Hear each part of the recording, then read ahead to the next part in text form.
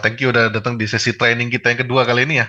Moderatornya masih saya lagi, jadi jangan bosan-bosan bertemu dengan saya lagi. Dan pembicara kita kali ini, alhamdulillah itu salah satu orang yang jarang turun gunung ya dari apa namanya markasnya untuk bisa berbagi dan sharing-sharing. Yaitu ada Mas Fandri dari Agate Studio. Halo halo Mas Fandri, Halo, pagi-pagi. halo, pagi. Oke, nah, materi pagi hari ini tidak kalah menarik ya dari yang sebelumnya. Kalau sebelumnya lebih ke arah production ya. Nah, pada pagi hari ini materinya itu lebih tentang FTUE. Apa itu Ya, FTUE? Mungkin teman-teman ada yang belum tahu ya. Jadi FTUE itu first time user experience.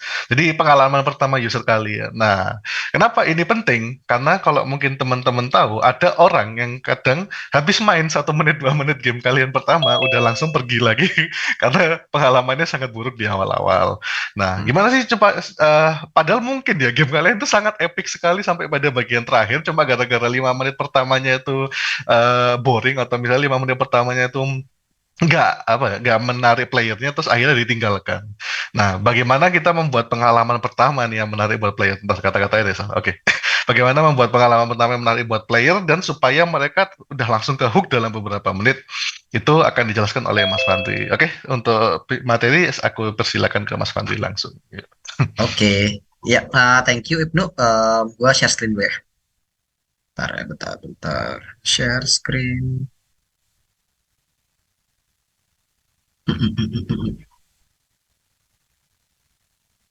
Bisa. Kelihatan nggak? Atau Aman-aman kelihatan. apa nih? Kelihatan ya? Oke. Oke, sip. Sip, ya selamat pagi semua. Thank you udah datang buat sharing-sharing kita discuss tentang apa sih sebenarnya FTWA itu dan apa yang bikin FTWA itu bagus gitu kan. Buat sesi kali ini sebenarnya gue lebih berharap kita lebih banyak discuss, jadi mungkin tanya jawabnya yang dibanyakin karena FTWA ini kan case by case ya. Jadi nggak ada apa ya bahwa satu game itu FTWA-nya kayak gitu kalau kita contek bisa jadi broken di game kita misalnya kayak gitu-gitu. Jadi mungkin gue lebih banyak ke eh, apa ya approach dan apa yang dipikirkan saat bikin FTWA ketimbang kayak gimana sih bikin FTWA yang bagus dan segala macam gitu karena setiap game bisa jadi beda dan kita mungkin bakal lebih banyak discuss itu waktu di sesi tanya jawab nanti gitu harapannya. Jadi terus apa namanya selama gua apa namanya present santai aja terus mungkin eh, apa namanya kalau misalnya ada sesuatu yang pengen disukumi-sukumiin komen-komenin bisa aja langsung di chat jadi kita bawa santai aja lebih lebih kayak discuss gitu daripada satu arah gitu jadi hari ini kita bakal ngobrol tentang avoiding FTUA bad FTUA di game kita which is translate ke jangan ajarin player kita apapun basically kayak gitu. Eh, Nah, kenapa kita harus mungkin sebelum itu dulu perkenalan mungkin bagi yang belum pernah ketemu. Halo, gua Fandri dari Mythic Protocol, sekarang kreatif director di Mythic Protocol eh, di game industri sejak apa nih ya 2005 2007-an. Jadi mungkin udah beberapa belas tahun di sini. Gue bikin game di banyak apa namanya di banyak platform. Jadi em, passion gue adalah mostly ngedeliver experience-experience baru ke player. Jadi gue sangat-sangat excited buat coba satu hal yang baru. Itu kenapa gue mulai dari browser, konsol, Nintendo Switch, PS Vita waktu itu, PS4, Steam, sampai mobile kayak Google Play, iOS, dijabanin semua. Karena gue pengen lihat kayak apa sih red line-nya, apa sih silver lining buat semuanya gitu. Karena setiap platform challenge-nya beda banget, behavior-nya beda banget, dan menurut gue kayak opportunity buat bisa develop di banyak platform, menurut gue sih gue senang banget karena eh, jadi belajar kayak macam-macam kasusnya gitu loh. Jadi banyak banyak salah, banyak belajar hal baru. Oh ya ternyata kalau di mobile ini nggak works, kalau misalnya di konsol ini nggak works dan segala macam. Eh, jadi gue sebelum ini di apa namanya di Atma, jadi waktu itu sempat ngerjain core Atma. Terus sekarang lagi ditarik di Mythic Protocol. Jadi sekarang fokus lead mungkin kayak 80-90% di Mythic Protocol gitu. Terus next. Jadi kenapa sih kita harus ngobrolin tentang FTUE? Karena 5 menit dari game kita itu sangat-sangat kritikal. Bener-bener kayak seperti yang Ibnu bilang tadi, kayak apa namanya? Mungkin kayak setengah dari play user kita itu tuh kalau misalnya ampas banget 5 menit pertama mereka udah nggak mau main lagi tuh, padahal statusnya epic dan segala macam gitu. Dan ternyata walaupun ini tuh banyak yang tahu, ternyata masih banyak yang masih miss gitu, kayak masih belum apa ya, belum nangkep gitu, kayak atau kayak belum belum ideal gitu loh kayak FTUE-nya mereka gitu. Contohnya jadi kalau teman-teman main ini ya, salah satu game favorit gua Crusader Kings. Jadi kalau teman-teman lihat ini FTW-nya apa sih gitu, kayak teks semua, terus kayak disuruh ngapain nggak tahu dan segala macam. Jadi Crusader Kings ini apa ya, buat kayak narik player baru kalau misalnya konteks yang mereka nggak dapet, which is ini tuh kayak Game of Thrones simulator, hooknya kayak gitu, mereka nggak tahu tuh nih game apa. Palingan kayak oh ini mah game kayak apa namanya, kayak kayak grand grand grand strategi gitu ya, kayak Europe Universalis dan segala macam, padahal enggak, ini tuh sebenarnya RPG yang kebetulan UX-nya mirip sama Europe Universalis gitu anggapannya. Kayak game Civilization dan segala macam, tapi ini tuh benar-benar different kind of game gitu, dan mereka nggak nge-convey itu dengan benar, terutama di FTW-nya. FTW-nya mereka ya standar game-game yang paradoks gitu, kayak suruh baca, kalau nggak ngerti disuruh nge-wiki, kalau nggak ya lihat YouTube, kurang lebih kayak gitu. Jadi bahkan mereka nggak berusaha buat apa ya, nggak berusaha sampai segitunya buat bikin gamenya, playernya nggak apa ya, ke hook sama game mereka. Intinya kalau mereka kayak kalau lu nggak suka ya udah nggak suka aja, kurang begitu sih. Padahal itu masih bisa banyak banget diperbaiki, ideal case-nya gimana gitu. Eh, nah itu jadi masih banyak, dan ini mungkin agak-agak susah buat mereka juga, agak-agak challenging karena game mereka rumit ya. Tapi bahkan masih ada game yang simple dengan jatuh ke pitfall yang sama gitu. Dan itu yang mau kita hindari dengan kita punya knowledge-knowledge yang ada sekarang, yang bakal kita discuss sekarang gitu. Jadi hari ini kita bakal discuss tentang apa itu F2E, terus kayak gimana cara kita start with an impact, terus jangan ngajarin kita player apapun, dan planning out FTUE kita gimana caranya, kurang lebih gitu. Nah, buat FTUE-nya sendiri mungkin case by case, jadi nggak ada ideal kayak ini pakai template ini ya, pakai template itu ya. Itu nggak bisa, kurang lebih gitu. Nah, yang pertama mungkin kita belajar dulu apa itu FTUE, first time user experience. Seperti yang udah Ibnu bilang tadi, FTUE itu adalah 5 menit pertama bahwa musuh kan kayak playernya masuk ke game kita, mereka apa namanya, ngeliatin game kita itu game kayak apa dan segala macam.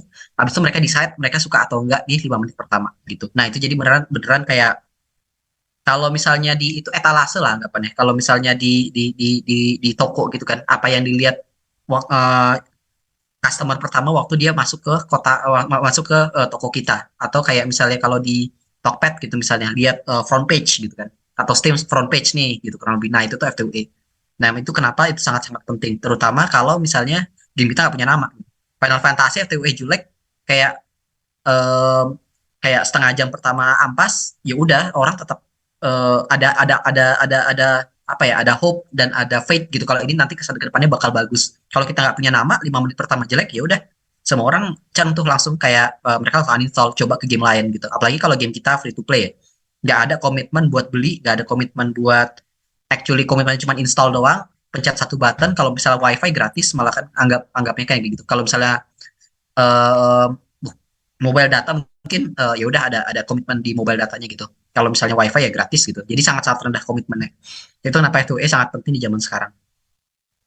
Nah, kalau kita lihat di game itu ada apa aja fasenya? Biasanya ada tiga tuh. Ada FTUI, scaffolding. Scaffolding itu sendiri ada early late dan ada end game. Jadi kalau misalnya kita ngelihat game kita itu sekarang apa namanya, si playernya lagi di mana, biasanya dicocokin ke sini. Apakah mereka lagi ada di FTUE, mereka ada lagi di scaffolding, atau mereka lagi udah ada di end game gitu. Um, Tiga-tiga ini fokusnya beda. Jadi yang pertama FTUE gitu, misalnya mereka itu FTUE itu fokusnya lebih ke nge-impress playernya, nge-hook ke fantasinya kita. Jadi kalau misalnya kita tentang tembak-tembakan, ya semuanya dijabarin di FTUE gitu, kayak apa apa promise, apa janjinya gitu dan segala macam. Nah, terus FTUE juga buat ngajarin playernya apa yang mereka butuh tahu buat enjoy the game, tapi nggak semuanya gitu. Jadi kita nggak ngajarin, tujuan dari tutorial adalah bukan ngajarin orang semua yang ada di gamenya. Tujuan dari tutorial adalah kalau lo mau enjoy, kalau lo tahu ini pasti enjoy, kurang lebih gitu. Jadi mungkin kayak 10%, 5% doang cukup gitu. Nah, itu udah cukup tuh buat FTUE. Habis itu mereka jatuh ke scaffolding. Scaffolding itu setelah mereka selesai FTUE, basically, sampai mereka ngebuka semua feature, full feature dari gameplaynya. Nah, itu tuh namanya scaffolding. Jadi kalau misalnya teman-teman main game mobile, MOBA atau game gacha, bisa scaffolding itu basically waktu apa ya, kebuka fiturnya dikit-dikit, atau kalau misalnya ada story mode, nah ada story mode-nya dulu, abis itu baru grinding. Nah, story mode itu adalah scaffolding-nya gitu. Nah, itu tuh jadi scaffolding itu adalah basically kayak mungkin mungkin bisa panjang tuh kayak 10-20 jam kalau kita mau, karena dibuka fiturnya dikit-dikit gitu, setiap 1 jam sekali, 2 jam sekali, introduce hal baru kayak gitu. Jadi scaffolding mungkin lebih santai ketimbang FTUE. FTUE itu mungkin kayak gimana caranya semua kita jual lah game kita ke player kita selama 5 menit, scaffolding mungkin 10-20 jam gitu kan, mereka masih oke. Atau kalau misalnya gamenya singkat ya mungkin 5 jam, kayak 4 jam pertama kurang lebih kayak gitu. Nah, itu tuh udah masih masih masih udah oke gitu, karena mereka udah keunggulan di FTUI. Nah, end game adalah ketika semua fitur udah kebuka, playernya dianggap udah tahu semua masalah yang terjadi di game kita, terus kayak semua solusinya mereka udah di tangan mereka, gimana cara mereka nge-min maxingnya. Cara jadi kayak kalau misalnya udah selesai story mode gitu kan, bisa aja nih story mode-nya cuma 20 jam kayak Diablo gitu kan. Story mode mungkin cuma 15 jam, 20 jam, 1000 jam berikutnya itu end game. Jadi end game itu udah gimana mereka grinding, mereka udah min maxing karakternya, mereka ngejar kayak bos yang super susah. Nah, itu tuh udah end game. Nah, jadi bisa dilihat kayak tiga tiga fase ini berbeda banget, FTUE, scaffolding, sama endgame gitu. Dan kalau misalnya kita fokus di FTUE yang sekarang, ya beneran yang dua ini tujuan kita. Yang pertama impress dan hook, yang kedua adalah nge-teach apa yang mereka butuhkan sesedikit mungkin buat mereka start enjoy. Sisanya mereka bisa explore, kurang lebih gitu. Nah, terus buat FTUE yang bagus, sebaiknya kita start with an impact. Apa itu start with an impact dan kenapa? Jadi kayak science foundationnya gini. Jadi seperti yang teman-teman tahu, generasi sekarang itu attention span-nya udah short banget dibandingin yang 10 tahun yang ke belakang, 20 tahun yang ke belakang gitu. Itu ya generasi TikTok anggapannya. Jadi di 2023 ternyata average attention span buat orang-orang zaman sekarang, anak-anak dan remaja itu tuh 8,25 second. Nah, itu aja ikan mas aja punya 9 second, which means sekarang attention span manusia actually di bawah ikan mas, itu agak-agak sedih gitu. Jadi ya in teori kalau menurut menurut data lebih gampang bikin lebih gampang ngehook ikan mas daripada ngehook orang, kurang lebih kayak gitu, karena mereka punya 9 second attention span. Itu kenapa a lot of games sekarang put extra effort di FTUE mereka gitu. Karena kenapa? Karena 8 second, kita cuma punya 8 second buat player ngelirik, habis itu mungkin cuma 5 menit sampai mereka actually senang sama game kita atau enggak gitu. Jadi selama 8 second kita harus kayak, oh apa nih gitu. Terus 5 menit kayak, oh ya gue mau main lanjut. Jadi beneran itu banget lah sekarang, ekstrim banget lah sekarang tuh. Makanya banyak game yang bisa harus ngeput impact di depan. Jadi misalnya kalau kita contek ke, kalau misalnya teman-teman main dulu Uncharted 4, mungkin ini kita bisa nonton dulu. Gue nggak tahu ada share screen-nya, ada suara nggak ya? Gue nggak tahu share screen-nya itu, soalnya share screen-nya Oh, nggak ada, nggak ada. nggak ada ya? Nggak ada ya? Ya udah, sayang sekali. Tapi ini kalau kita bisa lihat FTUI-nya Uncharted yang menurut gua oke, itu cuman berlaku selama ya 5 menit 6 menitan lah, seperti yang kita bilang. Jadi mereka mereka mereka abide the rule of 8 second 5 menit basically gitu. Mungkin nah, lu kalau misalnya banyak apa namanya? Banyak game itu selalu kayak mulai dengan lore, dengan story, kayak ini cerita tentang dua kingdom, satu kerajaan menyerang lain dan segala macamnya. But it's not with Uncharted. Uncharted itu cuman mereka satu satu quote yang actually jadi base di gamenya, quote-nya, terus langsung nih mereka langsung ada badai, ini ada cowok ganteng banget lagi nyetir kapal gitu kan. Oh, itu ada temannya satu lagi gitu. Terus mereka langsung apa namanya, langsung diput ke action. Player langsung apa tuh, mereka lagi diapain, mereka lagi dikejar-kejar gitu kan. Terus kita bisa nonton lagi. Ini baru 1 menit tuh, dari 1 menit udah banyak tuh yang terjadi.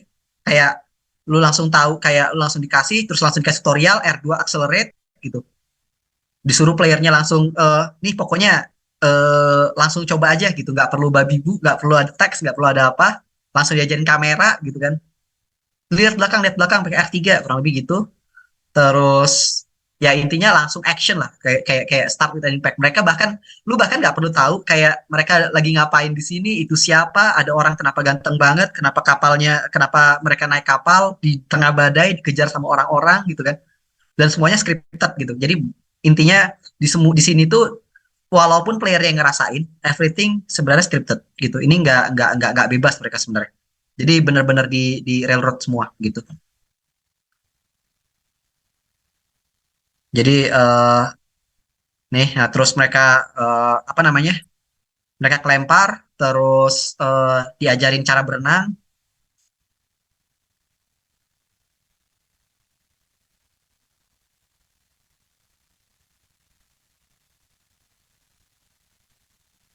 Terus mereka stay true kan, kayak apa sih tentang Uncharted ini semua nih, kayak 5 menit pertama ini apapun tentang semua tentang Uncharted semuanya dijual di sini gitu.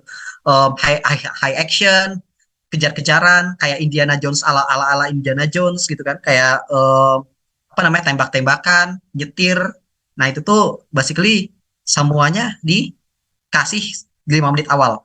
Lu langsung udah tahu kayak, dan mereka nggak nge-betray itu, nggak nge-betray kayak kalau lu udah ke hook. Oh ya, kalau lu suka tembak-tembakan, lu suka kejar-kejaran, lu suka apa namanya high action adventure, silakan main game ini. Semuanya 5 menit, or player langsung tahu. Kalau mereka udah dikasih gini nggak suka, ya emang bukan audiens ya, kurang lebih gitu. Ya gitu. Jadi bisa dilihat tadi apa sih yang terjadi dalam 5 menit? Kita bisa summarize. Yang pertama, langsung put player into action. Nggak perlu tahu, nggak perlu babi bu, nggak perlu tahu kayak siapa itu dua orang yang di sana. Mau cuman perlu tahu, mungkin tahunya cuman Nathan doang karena itu diteriakin sama si kakaknya. Terus shows the player promise of the game. Action set piecesnya bagus. Tentang shooting, ini tentang apa namanya, tentang speeding around gitu kan, tentang ada berenang dan ada platforming sedikit, kurang lebih kayak gitu. 5 menit pertama langsung dikasih tahu semuanya. Terus show player enough control, jadi semua yang dikasih tahu ke player, mereka nggak perlu tahu kayak gimana mekanik apa namanya, mekanik advance dari kayak stealth dan segala macam, karena lu nggak perlu stealth buat enjoy Uncharted, tapi lu perlu tahu cara berenang, cara manjat, nah cara apa namanya ngegas gitu kan, nggak perlu, bahkan nggak diajarin ngerem. Kenapa? Karena lu harus nggak ngerem kalau di Uncharted, pokoknya gas terus gitu kan. Eh, jadi mereka beneran kayak waktu di apa namanya, waktu di itunya kelar, waktu di FTW-nya kelar, langsung leave player hook in the game, ya, hook to the game. Jadi langsung dia kasih pertanyaan banyak. Siapa nih Nathan? Siapa nih? Kenapa mereka dikejar-kejar? Terus waktu kapalnya crash di akhir, kalau asalnya ada crash scene di sini.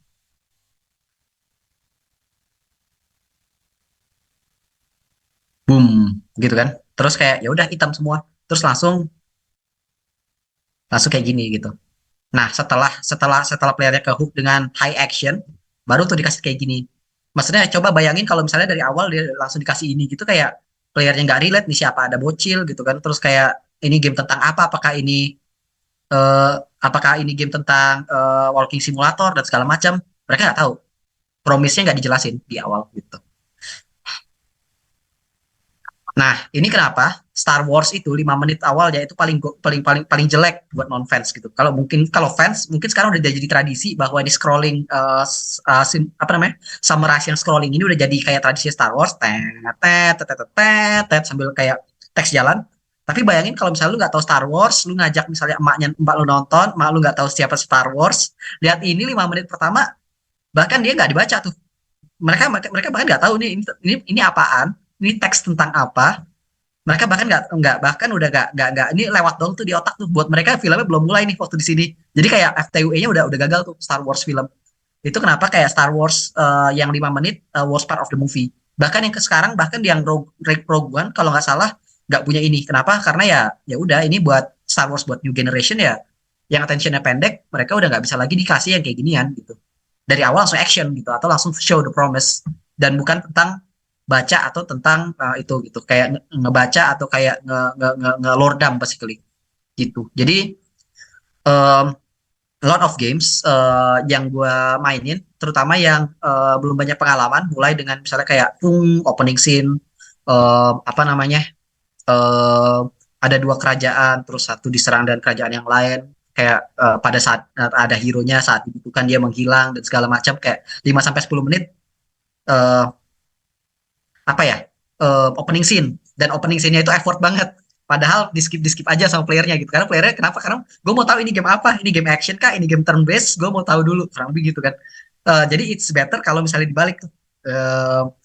Dikasih tahu dulu promise-nya, baru deh dikasih lore-nya gitu, supaya mereka udah gak penasaran lagi. Jadi dan mereka mau nyimak gitu, mereka udah kehook sama si janji dari gamenya gitu sih.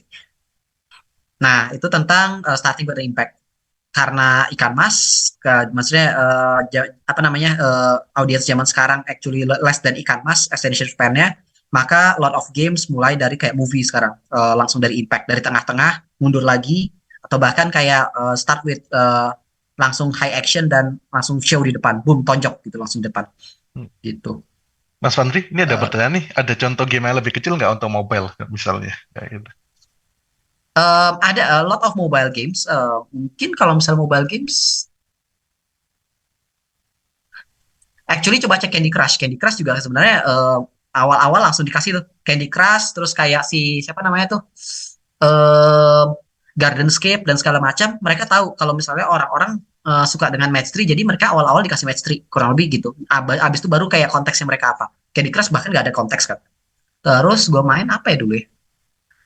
Kalau nggak salah, ada game buatan Malaysia namanya Post Night 2. Kalau nggak salah, Post Night 2 juga mulai dengan langsung di tengah-tengah tutorial dan segala macam. Jadi, a lot of mobile games, Tag Titans misalnya, kalau nggak salah juga mulai dengan kayak gitu.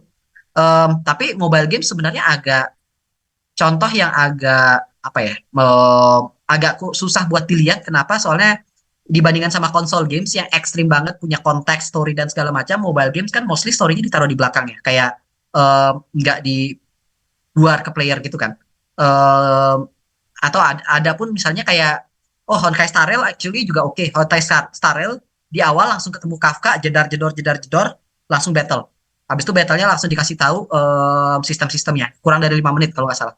Jadi ada alasannya, si Honkai mulai dari situ.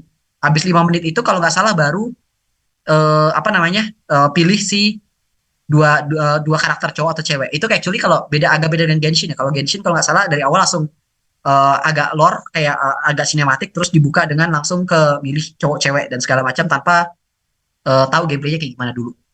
Kalau saya ingat gua kayak gitu perbedaan antara Honkai Star Rail. Jadi menurut gua Honkai Star Rail lebih oke secara FTUE dibandingin Genshin. Which is oke lah, kan namanya juga iterasi gitu. Jadi kalau bisa dilihat game-game gacha zaman sekarang juga udah mulai banyak yang kayak gitu. Terus ya beberapa yang ekstrim bahkan kayak gamenya nggak di-download setelah, gamenya nggak di-download di awal. Jadi mungkin mereka di download dulu 30 mega, 20 mega gitu di awal. Habis itu mereka FTUE, habis itu baru download game sisanya. Banyak game yang kayak gitu. Buat nggak mencegah yang player churn, karena banyak player churn kan, menurut statistik itu banyak banyak player churn yang actually waktu dia download game langsung download lagi kayak 1 giga misalnya, nunggu itu tuh banyak yang churn. Jadi banyak game yang dibalik gitu. FTWE-nya duluan, habis itu mereka udah suka baru mereka mau nungguin downloadnya. Gitu sih kalau mobile. Terus next, ya itu tentang start with impact. Yang kedua tentang jangan teach your player. Nah gini, jadi banyak banyak game yang kita temui zaman sekarang masih pakai relay buat teks, suruh playernya baca. Bahkan game yang baru rilis tahun lalu, kayak nggak rilis tahun ini, Atelier series, kayak kalau lu main masih aja kayak gitu gitu. Lalu bisa apa namanya, keluar cering tutorial dan segala macam, dikasih tahu ini gini gini gini gini gini loh. Habis itu lu suruh, bahkan nggak ada habis itu nggak disuruh praktekin kan, di beberapa tutorial langsung dilepas kurang lebih gitu.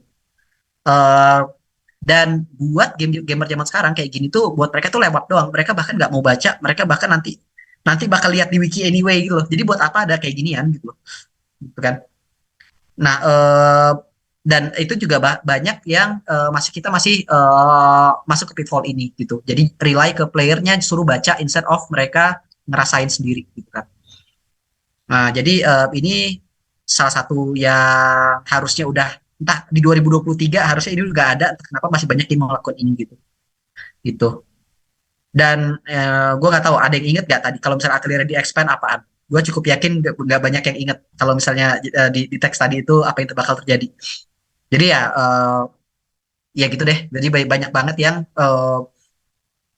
masih dikasih suruh baca yang padahal pada player nanti di skip aja so either nanya di forum atau mereka wiki atau mereka lihat YouTube pada akhirnya buat guide dan itu nggak wasted effort jadinya kayak buat apa susah-susah bikinin fitur tutorial teks kayak gitu ngisi teksnya ngisi asetnya kalau ternyata nggak dibaca sama player kurang lebih gitu. Terus ada yang lebih oke lagi, misalnya lebih oke dari baca adalah pakai red dot, misalnya disuruh playernya hmm, lu ngikutin tutorial. Itu tolong tap di sini dong, tolong tap di situ dong, dan segala macam. Ini satu langkah lebih oke daripada tutorial dan banyak game yang sini. Ini maksudnya acceptable level lah yang kayak gini. At least playernya disuruh ngerasain gitu kan. Tapi apakah ini ideal? Enggak, kurang lebih sebenarnya enggak juga karena bahwa playernya itu acting belum tentu mereka ngerti. Jadi waktu mereka mereka bisa aja ngikutin. Kalau teman-teman pernah main cobain Game of Sultan, cobain deh 7 hari main Game of Sultan um, lu bisa kayak main game ini 7 hari dan lu progres udah sampai level berapa, lu tetap nggak ngerti cara mainnya gimana. Kenapa? Karena lu simply tiap hari ngikutin red dot aja. Jadi awal yang ada red dot dipencet, ada red dot dipencet, tiba-tiba ada level 10, tiba-tiba level 20. Tiba-tiba harapnya udah banyak, kurang lebih gitu. Kenapa kayak gitu? Ya, karena acting beda dengan understanding. Bahwa mereka ngikutin tutorial, belum tentu mereka ngerti apa maksud dari tutorialnya. Walaupun ini udah selangkah lebih baik ketimbang baca ya. Jadi ini udah acceptable lah, tapi ya nggak great gitu. Nah, yang great itu gimana? Nah ini ada game namanya Half-Life. Jadi kalau misalnya di sini tuh di Half-Life itu ada beberapa tempat di mana playernya dikasih namanya hidden tutorial. Basically ini tutorial tapi sebenarnya disuruh playernya itu yang understanding gitu, bukan disuguhin ke player. Misalnya di sini, ini ada solve waktu playernya ngambil ada zombie lewat dipencet zombinya kepotong dengan solve oke gitu kan. Nah, apakah pertanyaannya zombinya accidentally wanders there? Jawabannya enggak kan, itu semua dari scripting sama si apa namanya sama developernya. Playernya merasa kayak gue pinter nih gue melakukan ini gitu dan itu langsung masuk ke ingatannya mereka gitu loh kayak bahwa ini kayak zombie yang gue apa ya namanya yang gue tembak gitu kan. Apa namanya zombie yang gue tembak pakai saw ternyata kedepannya ya saw bisa dilempar bisa buat motong zombie kurang lebih gitu kan. Jadi lu bisa motong apa namanya bisa nge-fight zombie dengan si gravity gun-nya dengan cara lempar si saw-nya. Semua itu hanya dalam 10 detik tanpa playernya baca tanpa player dikasih tahu tanpa player disuruh kayak hey pencet dong pencet E dong pencet klik kiri dong buat nembak misalnya kayak gitu. Playernya ngerti dan karena player itu melakukan sendiri mereka problem solving sendiri mereka understand apa itu intent dari si tutorialnya instead of mereka ngikutin cuma ngikutin dan mereka ngikutinnya kayak kepala thoughts empty gitu loh head empty gitu loh kayak ya udah gitu. Jadi ini caranya Half-Life 2 make sure player understand dan kalau teman-teman main Half-Life 2 terutama di awal eh, gue cukup rekomen buat ngeliatin apa namanya level design sama itunya mereka banyak banget yang pakai kayak gini cara mereka apa namanya eh cara mereka itu ngajarin player pakai granat misalnya cara ngajarin player jadi kayak di Half-Life 2 itu ada musuh yang dari atas gantung kalau misalnya kita lewat nggak sengaja di bawahnya apa namanya diambil gitu dililit gitu sama lidahnya gitu jadi gantung di atas. Nah cara mereka ngajarinnya itu adalah waktu player jalan kan first person kan di depan itu ada gentong. Oke, waktu playernya mau deketin gentong, tiba-tiba gentongnya itu ada yang lilit di atas set gitu.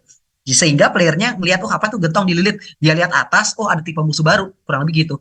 Jadi kayak mereka nggak pernah ada teks atau suruh playernya itu banget kayak nyuruh playernya pencet ini pencet itu. Mereka selalu ngajarin dengan cara ngasih puzzle simple banget supaya playernya yang bisa understand atau bukan bahkan bukan bukan puzzle mereka ngahin ngahin gitu Misalnya lagi kalau di sini, sebelum di scene ini, mereka actually ada kayak ginian nih. Nah, jadi mereka dikasih tahu secara bawah sadar bahwa playernya itu zombie itu bisa dipotong pakai ini. Ada di zombie kepotong setengah pakai saw. Nah, ini sebelum mungkin kayak 10-20 detik sebelum ini terjadi. Jadi waktu waktu player ngelihat ini, mungkin playernya nggak sadar kalau misalnya apa namanya mereka pernah di hint sebelumnya, tapi subconsciously mereka ingat bahwa ada benda ini yang pernah di itu. Jadi kayak ini caranya Half-Life 2 selalu bikin hidden tutorial buat make sure playernya understand ini game tentang apa, kurang lebih gitu. Nah, ini berarti tentang apa namanya hidden FTUI. Ini apa namanya ideal bangetnya sih kayak gini, tapi mungkin nggak bisa diterapin karena ini kayak mungkin nggak bisa diterapin se, kayak seluruhnya. Kenapa? Karena ada banyak yang mau nggak mau dijabarin dulu baru baru baru ngerti misalnya konsep baru dan segala macam. Ini kan apa namanya Half-Life 2 itu kan itu ya kayak game yang physics physics itu intuitively understand di real world gitu kan. Kalau misalnya game kita tentang match 3 dan segala macam bisa jadi kayak atau puzzle yang actually nggak ada ekuivalennya di real world mungkin agak susah buat ngebikin konteks kayak gini. Jadi ya tapi at least approach-nya ngerti lah kayak kalau bisa bikin player yang kita cuman bisa ngehin, kita cuman bisa ngerik situationnya, biarkan player yang ngecahin problemnya sendiri gitu. Jangan dibantuin sampai segitunya. Kecuali benar-benar nggak bisa banget. It's a good FTW kayak gitu. Nah, terus yang terakhir adalah gimana cara nge-plan FTWI kita, gitu kan. Nah, jadi manusia itu actually kayak komputer, mirip banget sama komputer. Komputer punya ROM, punya RAM, komputer punya CPU, komputer punya hard disk, gitu kan. Manusia juga punya tiga macam memori. Yang pertama short term memory, jadi ini tuh kayak CPU-nya. Ini beneran very limited in capacity, dia di use buat immediate action. Yang kedua ada working memory. Working memory itu kayak RAM-nya manusia. Jadi by neuroscience working memory itu cuma bisa store 4 chunks of information. 4 chunks itu misalnya kayak ini kita udah ngajarin A gitu. Nah, kalau kita bisa nge-chunk informasi itu dalam satu apa namanya? Satu uh, satu kategori gede itu tuh lebih gampang diingat daripada diajarin tapi sebar-sebar kurang lebih kayak gitu. Jadi manusia itu selalu kenapa manusia bisa nge-store banyak memori dan kenapa memori satu orang lebih kuat daripada yang lain bukan otaknya bukan bukan otaknya yang tambah gede atau dia pinter dalam apa ya dalam nge-store data gede enggak semua orang datanya nge-store datanya kurang lebih sama cuman kemampuan orang buat nge apa ya kemampuan orang buat ngecang informasi yang mereka terima sebelum disimpan ke dalam otak itu tuh yang bikin mereka memorinya kuat atau enggak kurang lebih kayak gitu jadi mungkin itu sedikit sains tentang apa yang terjadi di otak kita ya. Dan yang working memory ini selain kurang lebih mereka cuma bisa nge-store 4 chunk kalau misalnya mereka stop playing mereka hilang tuh mereka lupa gitu yang tiga adalah long term memory. Long term memory ini misalnya kalau yang terjadi kalau kita udah pernah naik sepeda, terus belajar naik sepeda, itu tuh walaupun kita udah 10 tahun, 20 tahun nggak naik sepeda, waktu naik sepeda lagi ya udah tinggal inget bisa gitu. Jadi nggak udah susah buat di-unlearn. Jadi goalnya adalah kita harus pakai working memory buat sebagai itunya, buat sebagai penampung, tapi end goalnya adalah buat gimana caranya itu kesimpan di long term memory. Jadi internalizing di mechanics, internalizing di apa ya, the info yang kita kasih di FTUE ke playernya. Of course, kalau misalnya gamenya lebih intuitif karena mereka bisa nyimpennya chunk itu di apa ya di real life equivalent yang sama. Jadi misalnya kayak tadi si apa namanya uh, si Uncharted misalnya, Uncharted itu kan kayak kena ada alasan kenapa sekarang itu banyak game yang naruh itunya di R2 gitu kan. Apa gasnya di R2, remnya di L2. Yang pertama misalnya R2 dan L2 itu ekuivalen kayak gas dan rem di real life ya kan. Yang kedua adalah posisinya itu mirip sama gas dan rem di dunia nyata. Jarang tuh kayak lu disuruh ngegas L2, pasti ngegasnya pasti R2 gitu. Dan bukan L2 karena playernya lebih gampang karena dia bisa ngecang information itu dengan kayak pikiran kayak oh ini kayak gue nyetir mobil aja gitu kan Basically kayak gitu. Lebih gampang, lebih intuitif, lebih intuitif, lebih ada real world equivalent-nya, lebih gampang buat di-chunk ke real world equivalent-nya, lebih gampang buat di-store ke long term memory. Dan dia nggak makan working memory terlalu gede kurang lebih ke playernya. Kurang lebih logiknya kayak gitulah. Jadi waktu kita apa namanya bikin F2E atau kita ngajarin player, selalu ingat ada tiga tiga memori ini. Ini mau disimpan di mana, ini mau di gimana cara nyimpannya dan segala macam. Itu beda-beda tentang player. Tapi ingat aja kalau misalnya manusia itu sebenarnya komputer. Ada short term, ada CPU, RAM dan hard disknya. Kurang lebih gitu. Nah, surprise orang-orang ternyata pelupa gitu kan. Nah, jadi kalau misalnya kita nge-show people new info, mereka selalu nge-store itu di working memory, bukan di long term memory. Jadi kayak karena mereka belum bisa internalizing itu. Internalizing adalah dari working memory pindahin ke si long term. Nah, kalau kita apa namanya? Kalau kita ngajarin hal baru ketika mereka punya lagi nyimpen sesuatu di working memory, mereka yang disimpan di info yang sebelumnya kurang lebih 50% hilang tuh. Terus kalau kita suruh mereka nyimpen lagi, tadinya hilang, terus yang hilang 50% itu hilang lagi tuh 50% terus jadi tinggal 25%. Terus kalau kita nyimpen lagi jadi 12% doang yang ingat kurang lebih kayak gitu. Jadi kayak selalu ingat bahwa setiap kali kita ngajarin eh, player sesuatu yang baru di FTUE, mereka pasti lupa setengah dari informasi yang lama dan itu kayak compounding gitu. Nah, itu kenapa banyak tutorial itu tuh atau banyak F2E itu kayak dia selalu nginget kalau apalagi kalau penting ya, itu selalu diulang-ulang. Kenapa? Karena yang tadinya udah tinggal 12% refresh lagi. Jadi kayak gitu jadi kayak refresh gitu. Terus kayak yang nggak begitu penting mungkin diajarin sekali dua kali atau kalau yang gampang di internalize kayak sesuatu yang apa namanya relate dengan dunia nyata dan segala macam mungkin nggak perlu diulang sekali dua kali udah internalize kurang lebih gitu. Ini mungkin tricky buat game-game yang actually ya kayak match 3 dan segala macam itu kan sebenarnya nggak ada di dunia nyata ya. Jadi mungkin yang kayak gitu mekanik-mekanik yang kayak gituan tuh yang butuh di refresh terus sampai playernya ngerti dan ingat kurang lebih gitu. Jadi kadang-kadang kayak bahwa udah diajarin kok playernya aja nggak ngerti itu bisa jadi bukan masalah. Yang pertama mungkin masalah mekaniknya karena mekaniknya terlalu aneh misalnya. Tapi kalaupun mekaniknya itu ternyata kayak aneh tapi huge payoff, kita masih bisa nyelamatin itu dengan cara repetisi tadi gitu. Jadi kak ini kayak kurang lebih bisa dilihat kurang lebih gini lah yang terjadi di otaknya player ketika kita selalu nambahin tutorial gitu. Nah, waktu kita nge-save terus tujuan akhir kita kan nge-save ke long term memory ya. Gimana caranya sih? Jadi yang pertama ya tentang repetisi. Jadi ya lama-lama jadi muscle memory ya karena kebiasaan aja diulang-ulang terus. Yang kedua tadi di fragment into chunks. Jadi kayak dengan kita bisa ngerelate kalau misalnya mekanik kita cukup beruntung maka mekanik kita gampang direlate sama playernya karena mereka melakukan itu di dunia nyata, sepeda, mobil, ngegas, ngerem dan segala macam.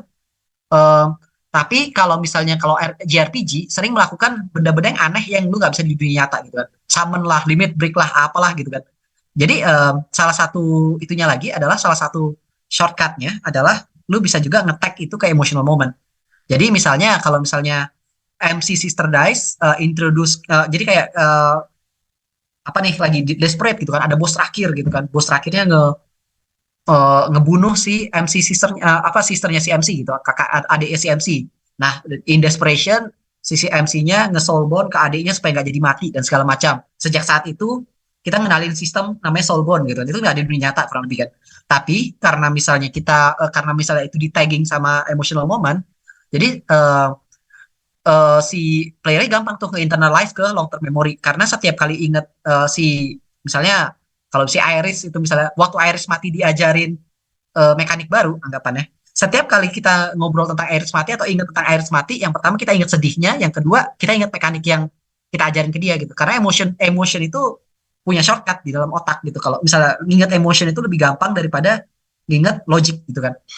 Jadinya kalau kita bisa somehow nge-tag itu kayak kita kaitin ke suatu emotional moment dalam gamenya, either itu naratif atau enggak, misalnya kayak gue nggak tahu misalnya di game teman-teman apa ya teman-teman bisa pastikan player itu sangat senang atau kayak ada strong emotional moment waktu mereka melakukan X misalnya gacha dapat bintang 5 kenalin mekanik baru misalnya kayak gitu ini waktu gue dapet ini nih itu juga bisa tapi kayak kayak mungkin agak-agak kurang nyambung gitu kan. Tapi intinya bukan nggak harus naratif. eh Tagging to emotional momentnya itu yang mereka yang bisa dijadiin shortcut kurang lebih gitu. Jadi kalau misalnya di game-game RPG biasanya bahkan extra point waktu si apa namanya Soulbound ini nanti waktu di klimaksnya itu dipakai lagi tuh. Misalnya kalau kalau misalnya di apa namanya game-gamenya Square Enix biasanya kayak si apa namanya Bravely Default dan segala macam. Mereka kan ngajarin turn based sangat-sangat abstrak gitu kan kayak bisa ngutang waktu atau ngutang turn gitu kan itu nggak ada di dunia nyata kan. Tapi Brave dan Default sistem Brave dan Default ini kayak ngutang turn dan apa namanya nge-spend turn dan ngutang turn ini diulang-ulang terus sampai actually akhir-akhir itu dijadiin klimaksnya salah satu klimaksnya. Kalau di apa namanya kalau di Bravely Second misalnya tentang karena itu tentang second, waktu, detik dan segala macam, itu bahkan beberapa ngulang waktu itu ada di klimaks. Nah, sejak saat waktu di klimaks itu dikasih apa namanya mekanik itu, langsung itu bakal diomongin terus. Jadi setiap kali ingat, jadi kayak oh ini tuh kayak Bravely Second ya, waktu mereka gini-gini, oh ini keren banget. Ya, bisa waktu lawan bos ini ya, yang waktu lawan bos itu ya dan segala macam. Itu tuh langsung di remember sama playernya forever. Jadi gue udah main saya Bravely Second kayak mungkin 5-6 tahun lalu sampai sekarang masih ingat tuh momen dimana mungkin agak-agak spoiler sorry kayak um, di Bravely Second itu tuh um, diajarin mekanik tentang tentang berhentiin waktu atau kayak ngulang waktu. Nah, actually setelah lu tamat sekali, lu punya apa ya? Lu punya uh, knowledge bahwa berhentiin kapan waktu itu bisa kapan aja. Jadi waktu lu new game plus anggapannya. Waktu lawan bos pertama yang karakternya actually hampir kalah, lu actually bisa pencet start buat berhentiin waktu. Sebagai player kita sebagai karakternya nggak punya knowledge itu, tapi sebagai player karena actually player itu kanon bahwa mereka tahu hal itu ngebuka actually the true ending. True endingnya adalah waktu true endingnya adalah waktu di battle pertama itu tuh lu melakukan mekanik yang mereka introduce dan itu mereka langsung jadi klimaksnya gitu. Jadi bahwa mereka melakukan itu tuh menurut gua keren banget dan gue bakal remember itu forever gitu. Itu udah internalizing di long term memory gua gitu. Kurang lebih gitu sih. Nah, terus terakhir gimana sih cara ngeplan? Jadi mungkin awal-awal kita pasti lihat dulu kan apa apa itu FTUE bukan ngenalin game kita seluruhnya tapi ngenalin apa yang di ngenalin apa yang dibutuhkan buat player buat start enjoying game kita. Jadi misalnya ini tentang game kayak Harvest Moon atau Racketeer atau kayak si game apa ya nggak pernah yang merchant-merchanan lah, merchant-merchanan. Jadi lu bisa kayak harvest, lu bisa kayak apa foraging, habis itu foraging bisa di craft, di hasil craftnya dijual buat untuk apa namanya? Duitnya dipakai buat upgrading stuff sehingga bisa foraging lebih bagus dan hal segala macam, habis itu buat nge-craft lebih bagus dan segala macam. Jadi apa aja sih komponennya? Komponennya yang pertama ada foragingnya, ada harvestingnya, ada crafting, tentang jualan, terus tentang combat system, ya kan? Terus tentang apa namanya enhancing, upgrading, habis itu tentang haggling kayak apa namanya haggling jual beli sama customernya, terus tentang kayak kalau lu ngebakar ternyata kalau ngebakar musuhnya nanti itemnya dapat beda dan segala macam. Nah itu tuh bisa kita pisah-pisah dulu tuh jadi komponen-komponen gitu kan. Nah komponen ini setelah kita pisah-pisah baru kita bisa bikin spiral ya. Jadi kalau kita udah tahu core loop-nya kita apa, buat bikin spiralnya gampang tuh. Awal-awal diajarin gamenya tentang harvest gitu kan. Habis itu diajarin, habis di harvest, diajarin tentang crafting. Oke, sekarang jual yuk. Oke, udah dijual. eh Player beli senjata. Nah, sekarang ayo kita harvest yang lebih susah dari monster, bukan diambil dari bawah. Oke, diajarin gitu kan. Habis itu karena lu dapat ini, sekarang lu bisa enhance loh, misalnya kayak gitu. Oke, jadi kayak sekarang craft dan enhance kayak apa namanya? Yang perlu diperhatikan itu setiap kali kita masuk chunk ini itu diulang lagi. Jadi craftnya diulang lagi, sekarang craft dan enchants, yang di bawah diulang lagi, dan tadinya sell doang, sekarang tetap selling sih, tapi haggling, yang tadi ada tentang harvest sih, tapi sekarang harvestnya dari musuh, atau bahkan terakhirnya kayak sekarang harvestnya dari musuh sih, tapi si apa namanya dikasih ini nih, apa namanya dikasih kalau lu nge-cut tail-nya dulu, lu bisa dapat tail-nya loh duluan. Apa namanya? Lu bisa dapat loot khusus loh dan segala macam gitu. Ini jauh lebih oke ketimbang gini. Waktu kita bayangin kalau flow gamenya adalah ya kamu kita mau harvest nih, oke harvest gitu. Pas lagi harvest, ketemu musuh gitu. Ayo kita battle. Waktu battle kita potong ekornya bisa loh, dapat cut baru gitu. Oke, habis itu selesai, baru masuk ke crafting. Apa namanya? Ini diajarin tentang crafting. Crafting lu bisa gini, bisa gitu, bisa gitu. Sekarang lu bisa enhance loh. Sekarang lu bisa kayak ngewarnain loh. Sekarang lu bisa gini loh. Habis itu baru masuk selling, selling bisa gini kan, apa namanya? Selling, lu bisa jualan loh. Terus lu bisa haggling loh. Terus ternyata ada customer khusus yang punya kebutuhan yang lagi on demand loh dan segala macam. Begitu mereka masuk ke harvest lagi, mereka udah lupa apa aja yang tadi di harvest. Bahkan mereka bahkan nggak ingat kalau misalnya cattails-nya itu bisa special loot gitu kan. Itu kenapa kalau kita tahu core loop-nya kita dan kita tahu komponen apa aja yang kita tahu buat start enjoying, spiraling di core loop is actually better dan kayak ngejual, kayak ngajarin semuanya huge huge huge huge gitu. Karena yang tadi ya, people forget stuff gitu. Jadi kalau kita harus tetap nge-refresh current info sambil mereka nge-internalize itu ke long term memory mereka. Kurang lebih gitu sih. Nah, yang terakhir adalah tentang iterasi. Jadi kayak udah pasti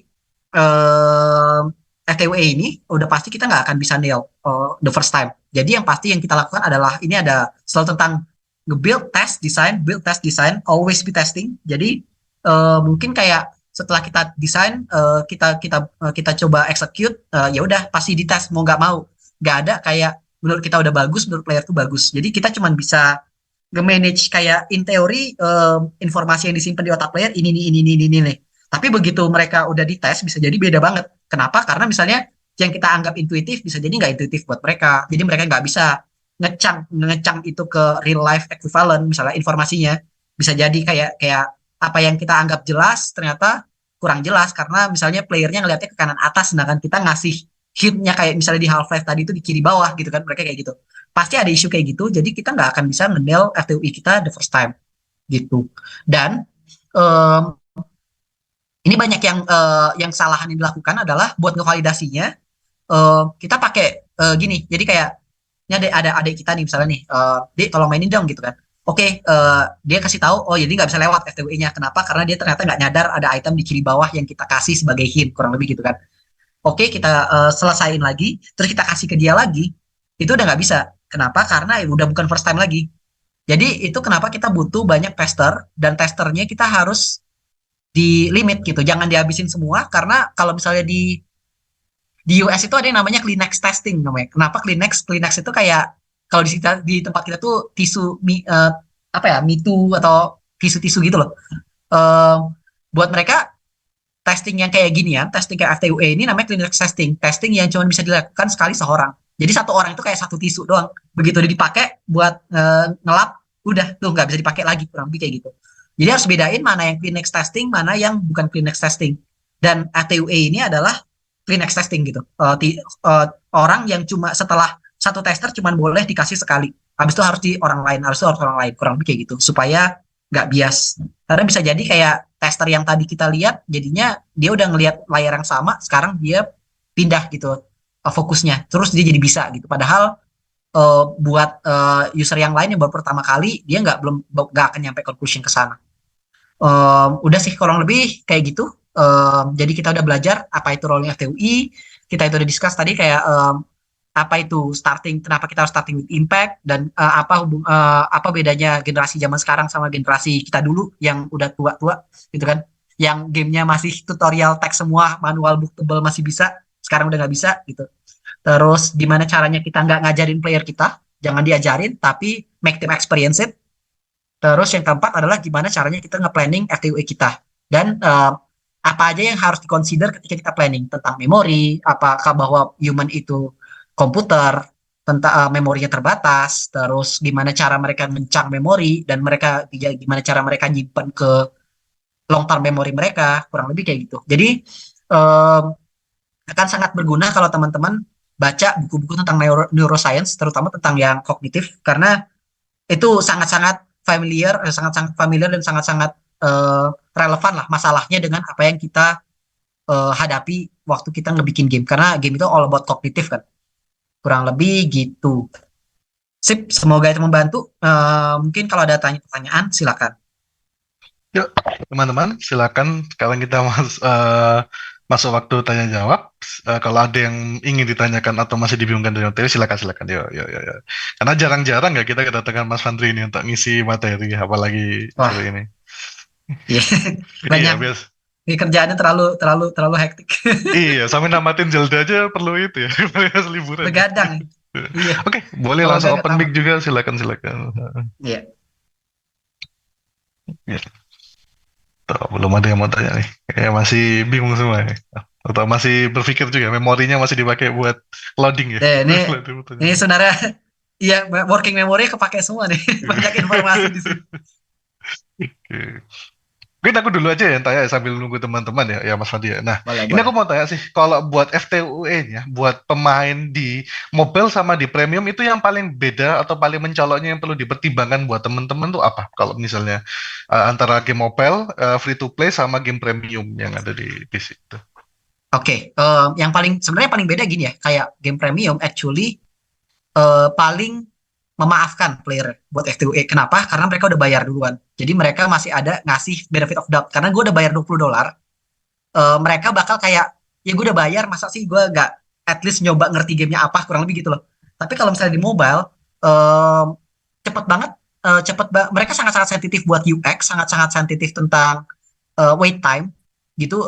Bener-bener kayak bahkan yang teknikal banget, yang harusnya bukan masalah di desain, misalnya loadingnya lama dan segala macam, kayak God of War loading 1 menit 2 menit sebelum game mulai, nggak apa-apa. Game mobile loading 5 detik udah kelamaan buat di awal. Kayak menurut gue kayak susah banget, jauh-jauh lebih susah nge-nail game FTWA di game mobile ketimbang game premium. Ya kayak gitu. Jadi kayak technical sesuatu yang urusannya dengan nungguin, sesuatu yang urusannya dengan apakah butuh attention full atau enggak, itu jauh lebih sensitif di mobile. Jadi kalau misalnya gini, kayak dulu di Atma itu tuh waktu FTUE banyak yang churn, salah satunya gara-gara jadi kita waktu itu belum belum belum belum itu banget kan, belum apa namanya, belum optimize banget kan. Jadi setiap kita mencet tombol, feedbacknya itu mungkin keluar kayak setengah detik atau 1 detik kemudian.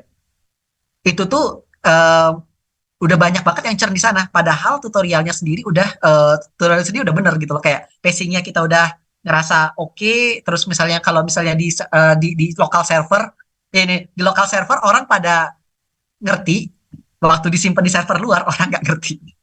Ya sebenarnya banyak yang churn. Kenapa? Ternyata waktu di US karena kita nggak nge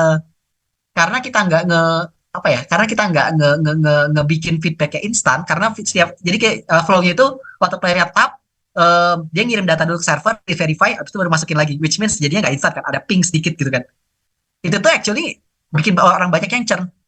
Dia ketimbang orang-orang yang ada di Indonesia yang setelah yang karena servernya deket, mungkin nggak nyampe 100 milisecond mereka udah dapat tuh transfernya.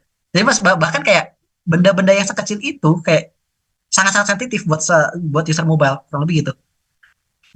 I see. Jadi yang Berarti, jadi kayak bener-bener menurut gua tingkat kesulitan paling tinggi itu bikin F2A di game mobile sih ketimbang di premium. wah ini nih yang buat teman-teman ya, tantangan paling gedenya itu buat Tantangan paling gede FTUE. actually technical. Iya. Iya.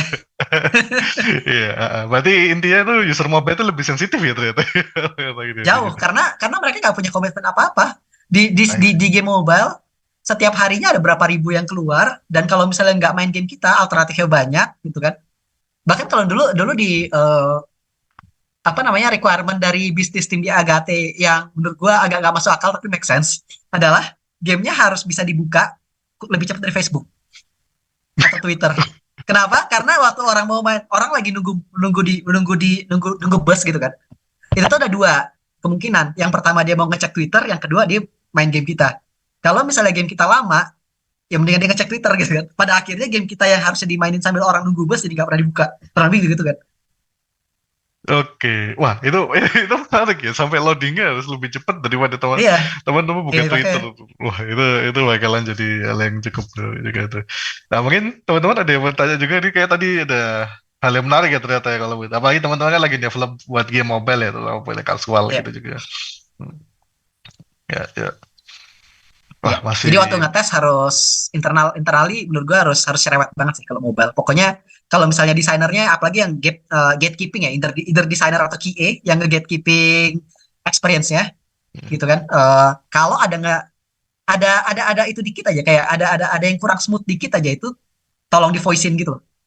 Kayak jangan jangan kayak jangan dimaklumi gitu karena user nggak akan maklumin itu gitu. Oke, wah ini Kayak, jadi diminta untuk lebih brutal ya teman-teman. Berarti itu. iya, Saya boleh nanya nggak? Ayo, silakan Mas Gembel, boleh. silakan. Eh, Perkenalkan nama saya Iqbal. Mas Farhan mau nanya, Hmm. ada nggak sih kayak apa website atau apa gitu buat ngetesting game kita? Kan kita nggak mungkin terbatas tuh punya orang buat ngetesting game kita tuh. Ada nggak sih Ya, kayak apa komunitas atau apa gitu buat ngetesting game kita? ada tergantung budget sebenarnya. Jadi mungkin ada yang biasa kita pakai itu namanya playtestcloud.net playtest cloud. Nih, gua kasih di itu aja ya.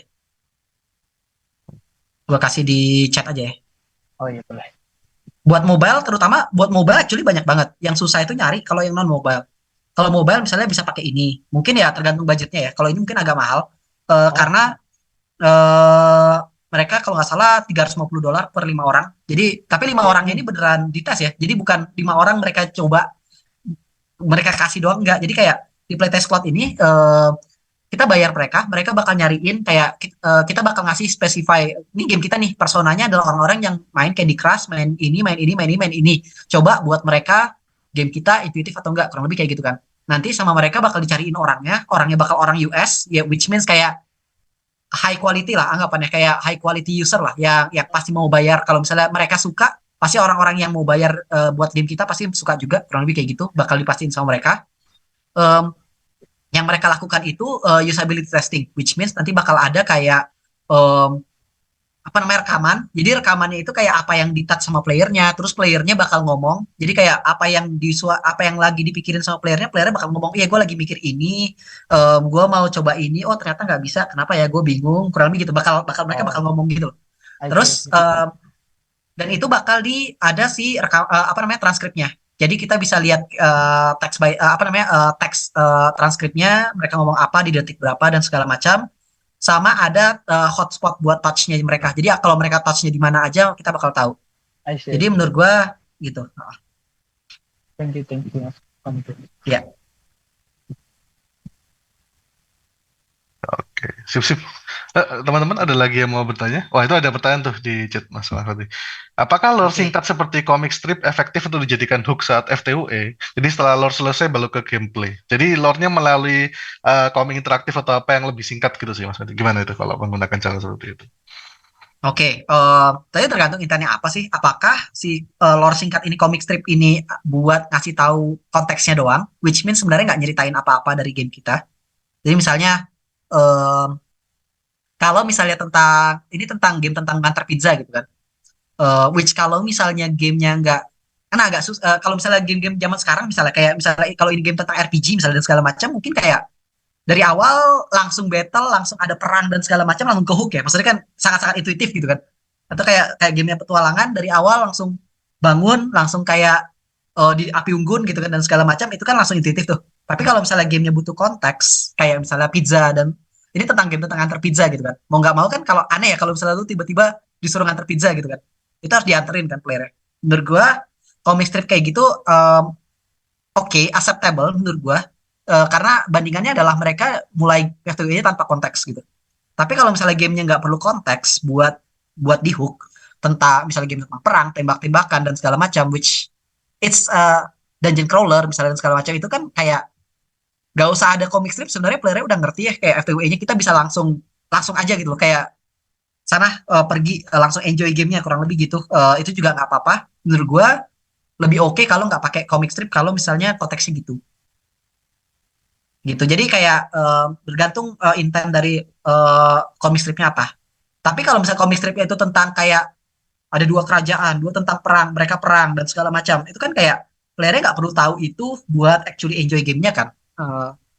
Jadi itu kayak comic stripnya jadi western effort gitu kayak bahwa itu bakal di skip sama playernya anyway karena ini apa sih kayak playernya belum tahu ini game tentang kayak mereka mau lihat gameplaynya apa dulu gitu kan.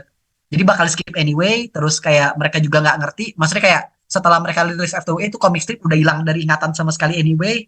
Mendingan effortnya dipakai buat actually nge-enhance in-game-nya sekalian, kurang lebih gitu kan. Hmm. Oke, Kalau dari itu. gue sih lebih ke Nah, kayak gitu sih. oke, jadi itu kembali lagi ya ke effort teman-teman. Apakah itu sebenarnya mungkin lebih ke arah relevan ya sama gameplay sendiri. Jadi jangan sampai Betul. waktu developmentnya atau kayak kemakan cuma buat gitu yang ternyata itu nggak terlalu apa namanya sebenarnya diperluin sih sama Efektif. teman-teman kalian. Betul. Oke, thank you. Oke, teman-teman, sebenarnya waktunya kurang 5 menit lagi. Ya, sudah saya jam Hmm. 11 tadi, tapi nggak apa-apa. Kita dua pertanyaan lagi mungkin terakhir ya sebelum itu. Atau silakan teman-teman, kalau ada yang mau ditanyakan, mumpung nih, ada waktu nih. Ya, tanya. Mas Adi tidak apa-apa kan ya? Mungkin Santai, nggak santai, apa-apa. santai. Hari Sabtu. Oke. Oh, oke. Oke, itu ada yang udah open mic tuh kayaknya. Iya. Monggo, monggo. Oh, ternyata kamu chat ya, sepertinya. Oke. Eh, belum ada pertanyaan lagi, mungkin dari aku aja ya, pertanyaan terakhir dulu ya, Mas Oke. Fanti ya, kayak gini. Nah, ini kan apa namanya, tadi kan lebih ke arah game free to play sama apa namanya game premium ya. Nah, tapi kan di mobile kan juga ada game yang apa namanya tipe gamenya kan banyak, ada yang casual, ada yang midcore, ada yang apa namanya Hmm. hardcore gitu-gitu dan lainnya. Nah, Hmm. kalau setahu saya kalau misalnya game kayak Genshin ataupun Honkai Star Rail kan orang mungkin tertarik main juga gara-gara gacanya dan itu kan emang makan waktunya cukup lama ya. Nah, kalau Hmm. buat game-game casual itu ada spotlight khusus nggak buat apa FTWE-nya apa biar orang-orang itu nggak langsung ninggalin banget selain kayak tadi ya waktu login-nya harus lebih cepat daripada Twitter Iya, gitu. iya, iya. Kalau misalnya game kasual, menurut gua ya, kenapa orang main game casual tuh beda banget sama kenapa orang mau main game midcore gitu. Kalau game midcore itu literally, apalagi kalau kayak Honkai atau Genshin itu mereka mau experience full gitu kan, experience full kayak game premium konsol tapi di mobile, kurang lebih kayak gitu yang mereka mau ya kan. Mostly kayak gitu. Atau kayak mereka mau experience story-nya, kurang lebih kayak gitu kan. Nah, beda dengan game casual. Game casual itu biasanya orang enjoy dan orang kenapa main lama karena itu time waster. Kayak kayak 5 menit, 3 menit ya kan, langsung kelar, gua daripada gua nggak ngapa-ngapain mending gua main Candy Crush dulu selevel, kurang lebih kayak gitu kan. Dan itu yang bikin game casual tuh sangat-sangat banyak digemari, kurang lebih kayak gitu. Kayak eh, mak-mak gitu mungkin nggak akan main Genshin tapi mereka mungkin main casual, game casual. Kenapa? Karena misalnya lagi nunggu anaknya sekolah atau sambil itu gitu kan, atau bahkan mereka mungkin mainnya yang sesuatu yang kayak Heyday, kurang lebih kayak gitu-gitu tuh biasanya mereka main sambil nunggu masak, kurang lebih dan segala macam gitu. Jadi kayak daripada daripada gua masak nungguin matang lama masih setengah jam atau masih kayak 20 menit gitu, mending gua eh, ngecek ngecek Twitter sambil apa namanya main itu gitu, misalnya main game Pet Street misalnya kayak gitu kan. Jadi buat game-game casual kayak gitu bisa jadi konteks nggak terlalu penting. Tapi bahwa gamer casual itu jadi kayak anggapnya gini, Candy Crush nggak usah ada story, nggak masalah gitu. Tapi mereka harus puas waktu 5 menit pertama. Mereka kayak beberapa action pertamanya mereka itu langsung harus udah memuaskan gitu. Jadi kalau di Honkai cara ngehooknya adalah misalnya ya eh Kafka seksi banget, misalnya gue nggak tahu, kayak Kafka seksi banget terus kayak kelihatan banget nembak terus kayak playernya wow keren gitu kan, terus kayak atau abis itu lu disuruh ngulti keren banget kayak ultinya gitu kan, kayak oh Silver Wolf gue mau narik gacha kurang begitu kan.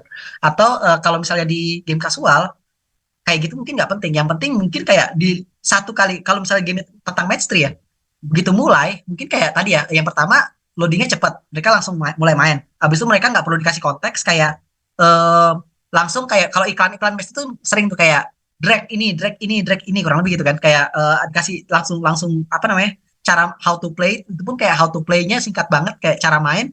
Waktu mereka nge-swipe sekali, action pertama mereka itu sangat-sangat impactful buat mereka. Langsung swipe tung tang gitu kayak gitu kan, jadi kayak bahwa itu tuh penting banget buat mereka gitu. Ini agak beda dengan game yang kasual sama yang midcore. Kalau yang midcore tuh mungkin kayak hooknya bisa dari story, bisa dari segala macam. Kalau misalnya gamer kasual hooknya adalah action pertama mereka harus keren banget gitu sih.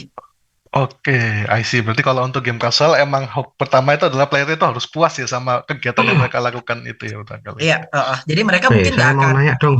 nggak peduli. Ya, boleh boleh. Oh iya, itu ada yang lain. Oke,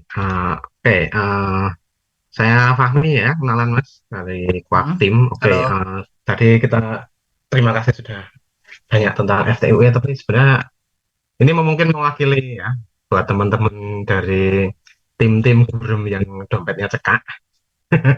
Itu kan perlu Oke. orang ya. Untuk FTU kan Mm-mm. perlu orang nih. Nah, Mm-mm. itu tuh sebaiknya orangnya berapa? Satu. Oke. Kemudian untuk mereka-mereka yang memiliki budget yang terbatas, mungkin kita sebagian besar dari peserta di sini mungkin tidak punya privilege untuk budget bayar orang Mm-mm. sekian dolar, orang kita rilis aja gratis kan gitu. Nah itu Mm-mm. ada nggak supaya kita memiliki data yang kurang lebih valid untuk bisa diajukan untuk dapetin data bahwa game kita punya FTW yang layak. Nah seperti itu. Terima kasih. Oke. Oke. Ya. Perlu orang ini maksudnya perlu orang tester ya, bukan Iya, orang iya, betul, developer. tester, Ya. tester. Ya. Oke. Sebenarnya kalau misalnya tentang kualitatif tes, jadi tergantung. Testing itu ada kuantitatif, ada kualitatif. Kuantitatif itu misalnya kayak dari 1.000 orang 10% berhasil ke babak selanjutnya, kurang lebih gitu. Jadi dapetnya ada statistik gitu kan. Itu kuantitatif kan. Kualitatif itu misalnya ditanyain deep deep gitu loh, kayak eh, gimana rasanya, apa yang kamu pikirkan, apa yang kamu rasakan gitu kan. Jadi sebenarnya buat kualitatif itu outputnya beda dengan kuantitatif. Kuantitatif itu yang tadi kayak statistik kayak 10%. Kualitatif itu biasanya yang kita pakai itu ada design framework yang basically gue lupa namanya apa ya. Gue lupa namanya apa, tapi basically ada 5 di sana. Yang perlu kita lakukan, yang perlu kita dapat itu adalah apa yang kamu pikirkan, apa yang player pikirkan, apa yang player lakukan, apa yang playernya rasakan, apa yang playernya ucap, sama apa yang playernya, bentar, pikirkan, lakukan, ucap, lihat, rasakan kalau nggak salah. Jadi kayak jadi kayak gitu-gitu. Mungkin yang design framework itu nanti gua kasih itunya apa namanya materinya. Tapi basically outputnya selalu itu. Nah kalau misalnya outputnya kualitatif, misalnya FTUE kan dia usability testing ya tipenya, which means dia itu kualitatif kan. Kita nggak perlu kayak 1.000 orang, 100 orang lewat tutorial, kurang lebih ya, nggak usah kayak gitu. Yang kita perlu adalah ini tutorial, mereka bingung di mana, apa yang mereka lakukan, kan apa yang mereka lakukan di tutorialnya, apa yang mereka pikirkan waktu misalnya tutorialnya gitu kan. Terus mereka merasa tutorialnya satisfying atau enggak dan segala macam. Nah kalau misalnya kualitas kayak gitu, secara kalau nggak salah gue baca di Google itu maksudnya artikelnya Google, mereka bilang 5 orang itu cukup per sekali iterasi. Jadi ada 5 orang ngasih tahu 5 aspek itu udah cukup gitu. Nah, bagusnya adalah karena kita lagi di game sheet, ini kan game sheet itu partisipannya ada 60 orang gitu kan. Lebih lah anggapannya. Bisa jadi kayak kalau kita nggak ada budget, sama-sama nggak ada budget, ya udah satu strike team aja. Strike team itu kalau di Blizzard, jadi gini, strike team itu adalah ketika misalnya ada tim yang ngerjain Diablo, dia itu main ke tempatnya tim yang ngerjain Warcraft buat sebagai tester mereka. Terus mereka ada feedback, jadi mereka ada feedback dari fresh perspektif gitu. Kenapa? Karena ketika kita ngerjain project kita, biasanya kita tuh kayak kacamata kuda gitu loh. Udah terlalu jenuh sehingga ada apa ya, nggak ada feedback yang berarti lagi karena udah kita ituin gitu loh, udah kita eh, lewat semua di pikiran gitu loh.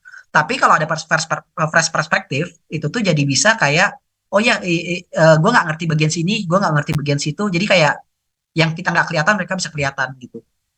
Ya jadi bisa aja kalau misalnya nanti di game sheet mungkin ada inisiatif buat ada strike team 5 orang at a time gitu kan. Jadi setiap 5 orang nyobain gamenya orang lain dan segala macam, bisa jadi tuh kayak gitu. Dan mungkin jadinya nggak, jangan semuanya nyobain langsung ya, karena kan Kleenex ya FTUET. Jadi kayak setelah lu nyobain game ini pertama kali, lu nggak bisa nyobain itu game kedua kalinya dan masih first time gitu ya. Jadi mungkin ya harus di balance lah, kayak berapa orangnya gitu. At least kita punya, kalau 60 orang 5 orang berarti ada kayak 12 kali iterasi kan, buat itulah 11 kali lah iterasi buat salah di FTUE, masih oke banget lah gitu. Itu sih paling. Nambah ya Mas? Nggak apa ya? Oke. Oke, ini 5 orang ya. Saya sih yakin gini, game itu kan punya target audiensnya sendiri-sendiri ya. Nah Ya, ini kan berarti mungkin dari 5 orang ini pun kita harus istilahnya menyeleksi gitu ya. Sesuai nggak sih sama target audiens kita atau gimana gitu. Maksudnya ya, nggak sekedar ambil 5 orang gitu. Mungkin kita betul. 5 orang itu tukang, tukang ojek suruh main game. 5 orang tukang ojek suruh Ya. main game. Nah itu Kalau em, kalau tujuannya usability testing sebenarnya ya paling oke emang 5 orang, tapi sebenarnya kalau misalnya tentang usability, kalau misalnya apa namanya nggak 5 orang yang akurat banget sebenarnya masih lumayan bisa. Jadi maksudnya at least kalau misalnya ada yang kesalahannya apa ya kesalahannya eh, flow banget gitu, itu tuh pasti ketahuan walaupun bukan target marketnya. Tapi kalau misalnya of course benar kata lu, kalau misalnya bisa 5 orang, tapi kan dengan higher quality audience ya butuh higher higher budget ya. Jadi ya mau gimana gitu. Gue setuju tapi. oke, untuk saat ini mungkin memang yang paling memungkinkan ya hanya dari mungkin dari panitia Gamesit bikin acara main bareng. Bisa. Atau mungkin dari game sheet-nya kalau misalnya pas ada eh, dulu tuh ya kalau misalnya di Agate kita bahkan tim kasual yang di timnya Wafi tuh pernah di mall desainernya itu ya udah kayak beneran kayak sales gitu nyerahin orang nyerahin HP buat ngetes karena audiensnya kan ibu-ibu yang itu kan ya kalau ketemu orangnya gitu di mall mereka langsung liatin gitu terus kayak mereka langsung usability testing di tempat.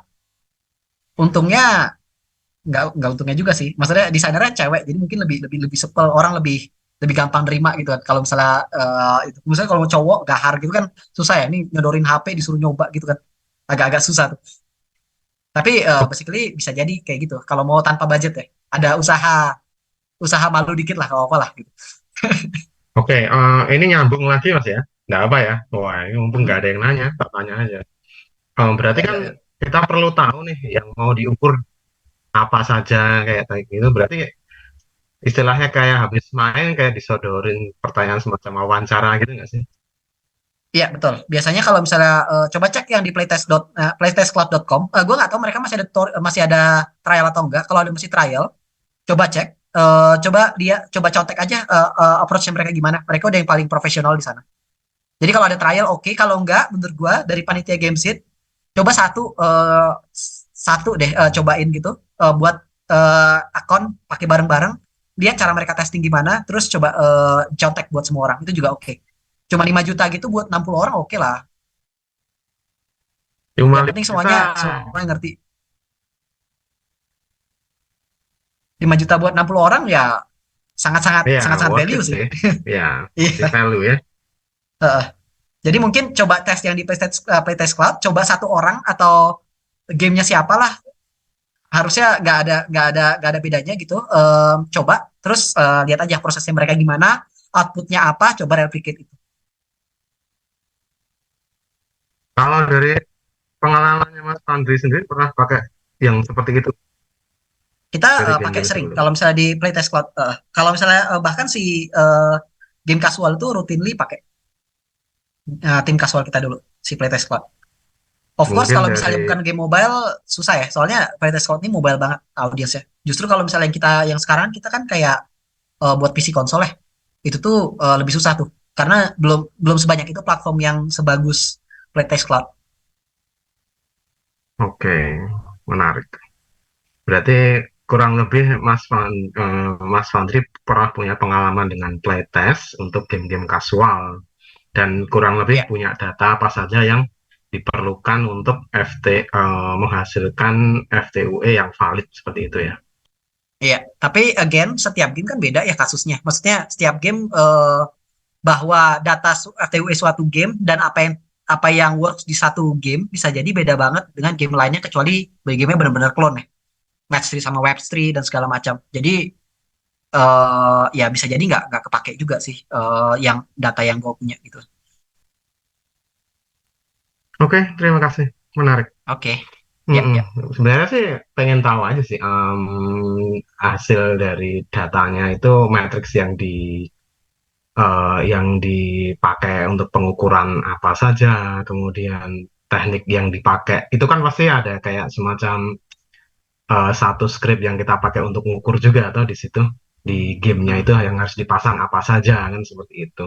Mungkin kalau kita bisa tahu kurang lebih apa saja ya. Tadi kan sempat dengar apa hot area nah, segala macam itu. Ya, Gimana itu?